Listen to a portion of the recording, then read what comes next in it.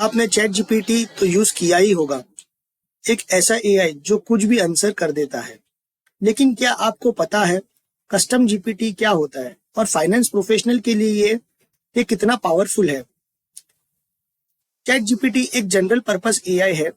मतलब आप उससे पोयम लिखवा लो, कोडिंग करवा लो, या तो कोई भी रेसिपी कुकिंग की आप पूछ लो, सब कर देगा। लेकिन जब आपको प्रोफेशनल या कंप्लायंस बेस्ड जवाब चाहिए तो ये कभी जेनरिक, कभी गलत हो जाता है। कस्टम जीपीटी वही वही एआई है, लेकिन आप उसको एक स्पेशल ट्रेनिंग और इंस्ट्रक्शन देते हो ताकि वो सिर्फ आपके डोमेन के लिए काम करे। फॉर एग्जाम्पल, एक फाइनेंस प्रोफेशनल के लिए कस्टम जीपीटी को बोलेंगे ऑलवेज आंसर एज पर, मतलब ये एक इंस्ट्रक्शन है, always instruction for custom GPT, always answer as per income tax act, CA guidelines, CMA guidelines, CS guidelines, you formats, compliance checklist और एंड अवॉइड ब्लफ। अब वो एक पर्सनल फाइनेंस असिस्टेंट बन जाता है। बस इतना ही इंस्ट्रक्शन नहीं है, एआई फॉर फाइनेंस प्रोफेशनल्स में बहुत पूरा ट्रेन किया गया है और उसको बहुत बहुत ही बड़ा, बहुत ही डिटेल इंस्ट्रक्शन दिया गया है जिससे आप यूज कर सकते हो। ओके, अब समझते कि एआई फॉर फाइनेंस प्रोफेशनल कैसे काम करता है। जैसे एक सीए को टेक्स्ट ऑडिट करना है और कोई सेक्शन समझना है, या एक सीएमए को कॉस्ट अकाउंटिंग स्टैंडर्ड के अंदर का कोई टर्म समझना है, अगर वो चैट जीपीटी से बोलेगा तो एक जेनरिक रिप्लाई आएगा।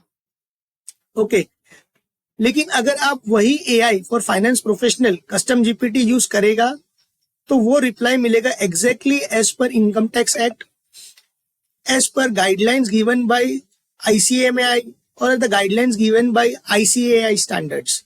Okay, so it will give you all the responses as per the statutory standards के हिसाब से देगा। मतलब वो कस्टमाइज फॉर फाइनेंस यूज है।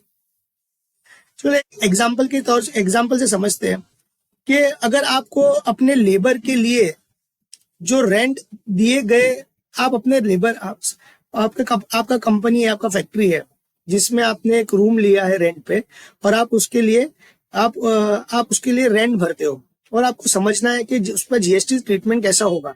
तो नॉर्मल चैट जीपीटी से पूछोगे तो वो एक जेनरिक जीएसटी का ओवरव्यू देगा। लेकिन एक कस्टम जीपीटी जो इंडियन जीएसटी लॉ पर ट्रेंड है, वो आपको एग्जैक्ट सेक्शन, नोटिफिकेशन और प्रैक्टिकल कंप्लायंस बता देगा। यही डिफरेंस है। ओके, जैसे अभी मैं आपके सामने नॉर्मल चैट जीपीटी से पूछता हूं, I want to understand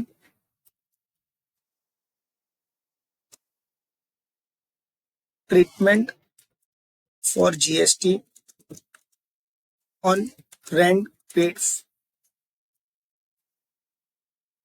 for rooms of labors।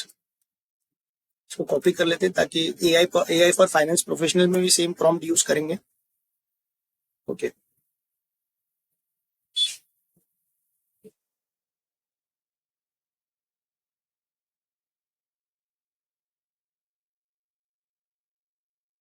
ये उसका एक आंसर है चैट जीपीटी का। ओके, अब मैं same prompt AI for finance professional में डाल के पूछता हूं तो देखो कैसे रिएक्ट कर रहा है। तो पहले पूछेगा कि आप क्या हो, क्योंकि वो जानना चाहता है कि आपको किस तरीके से आपको समझाए। अगर आप बोलते हो कि मैं स्टूडेंट हूँ, अगर आप बोलते हो वर्किंग प्रोफेशनल हूँ, तो उस तरीके से। ओके, तो लेट्स से कि we are working, I am a working professional.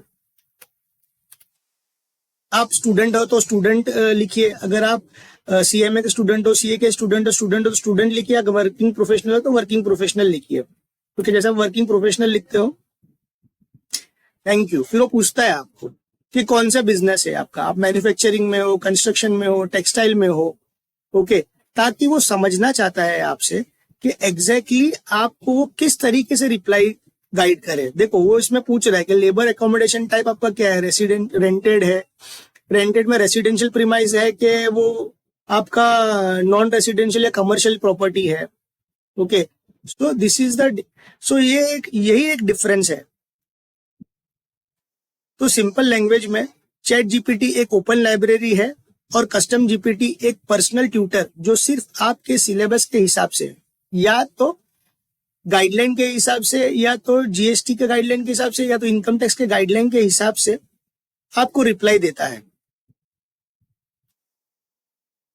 और फाइनेंस वर्ल्ड में कस्टम जीपीटी जैसा एआई फॉर फाइनेंस प्रोफेशनल आपके लिए एआई फॉर फाइनेंस प्रोफेशनल जो आपको income tax, finance, costing, compliance and audit process assistant का को पायलट है। बस आपको सर्च करना है AI for finance professional on the sidebar. Here you have to go and here you have to click and search the GPTs. Here you have to write AI for finance professional, तो आपको आ जाएगा AI for finance professional. Thank you guys.